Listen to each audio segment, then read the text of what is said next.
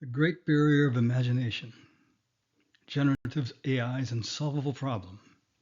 Let's take a look. Okay, I upgraded my PowerPoint to get this wonderful cameo option, so you get to see my wonderful face today. So for my intro, on the Substack of premier AI critic Gary Marcus, we see this, a knockout blow for LLMs. This is in June. He notes this guy saying, Apple, just Gary Marcus, LLM and its reasoning ability. And it's referring to this Apple article, The Illusion of Thinking. The quote from Gary, there's actually an interesting weakness in the new argument, but the overall force of the argument is undeniably powerful, so much so that LLM advocates are already partly conceding the blow, while hinting at, or at least hoping for, happier futures ahead. Interesting weakness we'll get to a little bit later. The Apple authors, to them, the chain of thought technique, COT, is not working. The LLMs are not doing thought. They're not truly exhibiting intelligence. And an interesting case that they deal with is an LLM failure is the Tower of Hanoi. This little task here where should we choose to accept that we want to move all those little disk over to the rightmost peg, and we have one constraint to meet. You never stack a larger disk on top of a smaller disk. This is a task that was attacked by the artificial intelligence folks at the beginning of AI with their algorithm approach. And we're going to see the same underlying problem that plagued AI and is still plaguing AI in the ARC-AGI test. So let's look a bit at the Tower of Hanoi. Here's the initial start. We have to move those towers over. And bear with me because I'm just taking screenshots here. And so the Tower of Hanoi world is going to be a little bit wobbly. But we moved the little one, top one over to there, yellow one there, and we move the top back again. This is sort of a compensatory reversal already to achieve this. Move the blue over. And now our task is to get the green one off there. So how can we do that? Oh, we're going to move that back again, move that there, get those over there. Now I can move the green. Now it'd be nice to get the purple one over. How to do that? We have to make way for the purple one. Again, doing our little operation here, compensating, reversing. And now we've got the nice stack there, and we can move the purple one. Pretty nice. And a little bit more moves here. Go to move 20. So you can see what we're doing. We're imagining these events. And we've got the picture that we can move the smaller disk over, then the next larger disk, and then move the smaller disk back continuously. So here in this particular configuration, move 27, we know we're nearly at the point where we're going to achieve our goal here. We just got to get all those guys stacked back up on the rightmost disk. We can move the blue one over, move our little red one over there, then move the yellow one over here, and then we're going to move the red one back on top of the entire stack. These I'd call it compensatory transformations, reversing or inverse transformations, and underlying it all is the understanding of seriation. A is greater than B, greater than C, which is not a given. Interesting, Marcus says, with practice, a bright and patient 7-year-old can do it. I think this is interesting. 7 years old, the age per Piaget that children achieve concrete operations. We've seen this before. A mathematical group of transformations. What's a group? Well, take the rotations of a square. As we rotate that square, there's an identity operation, leaves everything unchanged, an inverse operation for every Every rotation, there's an inverse rotation, associative. You can always make a new rotation by combining others, and closed. They're all within the same group. All rotation is part of the group. But this characterization of thought, being able to group transformations, not achieved until roughly age 7. We've seen this talked about in understanding number. Take our vases and our flowers. We take the vases out of the flowers and bunch them up, and we ask, is there still the same number in both, or of both? And the child, well, it takes a while, almost to age 7, pretty much to age 7, to be able to answer this question correctly. There's a different operation, spread all the flowers out. Again, ask the question. It takes a while before they can answer this question. For Piaget, operations, they're the progressive, imply the progressive reversibility of the course of the imagery of perception. The child has discovered that any spatial modification of the elements can be corrected by an inverse operation, that is reversibility. I can scrunch the flowers back together, one-to-one corresponding with the vases.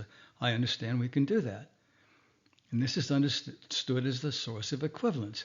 Says Piaget, it guarantees the necessary and lasting equivalence of sets. How about ordering flows in a child's conception of time? Here we have an actual physical apparatus where we gradually release the water in the top slowly, stage by stage, into that thinner vessel. And the children are asked to draw each stage. They're given 6 sheets of paper and asked to draw each stage. And what they produce initially and then along the way, this is an intermediate stage, is something jumbled like this. They're not close to being able to seriate the order of flows and relate the causality. When they can do that, draw those correctly, they're all cut up again. And now they're asked to take the cut drawings and reorder them, and they might produce something like this until eventually they're securely able to order the entire flow.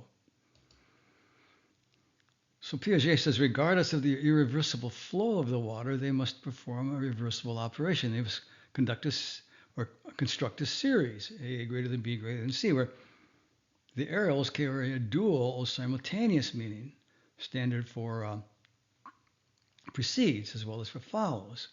B, for example, is both greater than C and less than A. An interesting problem of representation. The odd-even rule in total rotations. We've seen it, but it's worth repeating because we're talking here about the transformation of imagery and the increasingly more powerful transformation of imagery. We have the tunnel. We push the beads in, they disappear. We semi-rotate the tunnel 180 degrees and ask what order the beads come out in. Say after one time, what did they come out? Well, the order is going to be reversed. After 2 semi-rotations, well, the order is going to be the same. After 3, after 4, after any number of n turns. And Piaget notes that the child is trying to visualize this turn by turn. He endeavors to follow the inversion, the turn, and every detail in his thoughts. He only gradually manages accurately to forecast the result of 3, 4, or 5 half turns, because he can visualize that far. It takes a while in development. Once this game of visualizing the objects in alternation is set in train, he initially discovers that upon each half turn, the order changes once more. But, as he's pointing out, this is proven by the fact that is this meaning he's laboriously visualizing 1, then 2, then 3, then 4 turns, that he's lost when asked to jump from one number of half turns in the other, say from 3 to 5. He can't do it because he's got to rotate in his mind. So ultimately, he says, what are operations then? He says, one might say there are nothing other than articulated intuitions. Well, we can render that as images. That's the best way to render it, articulated intuitions. Rendered adaptable and completely reversible since they are emptied of their visual content and survive as pure intention. In other words, operations come into being in their pure state when there is sufficient schematization. Sufficient schematization, in other words, it's like an invariant, an abstraction carried over these half turns, just like Galton's face. You superpose a bunch of faces upon each other and you get an abstract face. So, in other words, you don't have the schematization without the concrete faces or the concrete turns.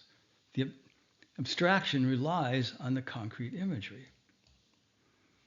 So this is the developmental dynamic underlying the 7-year-old child's ability to solve the Towers of Hanoi. It's why they understand what they're doing. In Gen AI, well, for Marcus, Claude, a famous GPT, on the other hand, can barely do 7 disks, getting less than 80% accuracy, and pretty much can't get 8 correct at all. And the widely praised O3 men was no better, and they found similar results for multiple tasks. For Marcus, there must be algorithms, or as part of AGI. These are key. Marcus thinks there can still be AI. What kind of AI, whether it is actually a human AI that's similar to humans, is a different question. But he thinks there has to be algorithms. He says, what the Apple paper shows most fundamentally, regardless of how you define AGI, is that LLMs are no substitute for good, well-specified conventional algorithms. Now, we haven't put our little intuitive understanding of moving things back and forth, compensating, reversing, into an algorithm. It's interesting with, say, 8 disks, Marcus notes, many, but not all, humans screw up on versions of the Tower of Hanoi.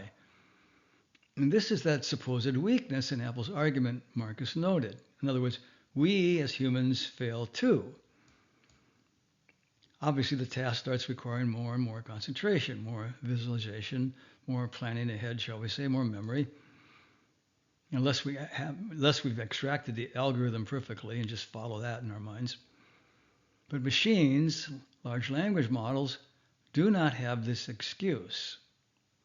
They are not supposed to get tired, as Marcus notes. They're supposed to be immune to all this. But yet they don't seem to be able to extract the algorithm. Worse, he says, as the latest Apple paper shows, LLMs may work well, or may well work, on your easy test set, like Hanoi with 4 disks, and seduce you into thinking it has built a proper generalizable solution, when it does not. In other words, the LLMs have no actual understanding. Yeah, we're kind of back to Penrose. And his point, you have to have understanding. Somewhere in this consciousness is key to understand the rules, to understand the algorithms. Why do they have no understanding? Because they do not and cannot follow the developmental trajectory described by Piaget. And why is that? Because they have no imagery to manipulate in transformations in the first place. You remember, AI has rejected any need for imagery and still does so. They think they can get along perfectly without imagery. So with no understanding, the LLMs cannot derive an algorithm. So they have to guts it through as best they can. The core problem is interesting. 7 years old. 7 years old. That should be screaming for a Piagetian take, but it's not significant to Marcus. It's not understood the implications of Piaget's trajectory. Worse, Piaget requires Bergson's model of the brain. And Bergson's model is a solution to the hard problem. And on the significance of this problem, the hard problem, AI truly fails. The problem is not, as they've been heavily misled to think, why it feels like something. Given this formulation, AI says the problem can safely be ignored, and they're probably correct given this formulation. But the real formulation, the real problem is the origin of the image of the external world. how we just see the Towers of Hanoi out there, or the coffee cup being stirred, which is equally our sentience, our experience. And we know Bergson requires an entirely different model of the brain, not the computer model. It's rather the brain acting as a modulated reconstructive wave passing through the external holographic field, the wave being specific to a source within the field, now as an image. Totally different model. But the point is then we're at the very origin of imagery.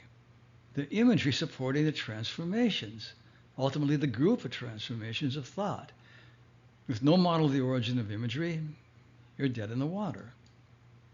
Unfortunately, once this is realized, any claim of current AI to achieving true intelligence is going to dissolve.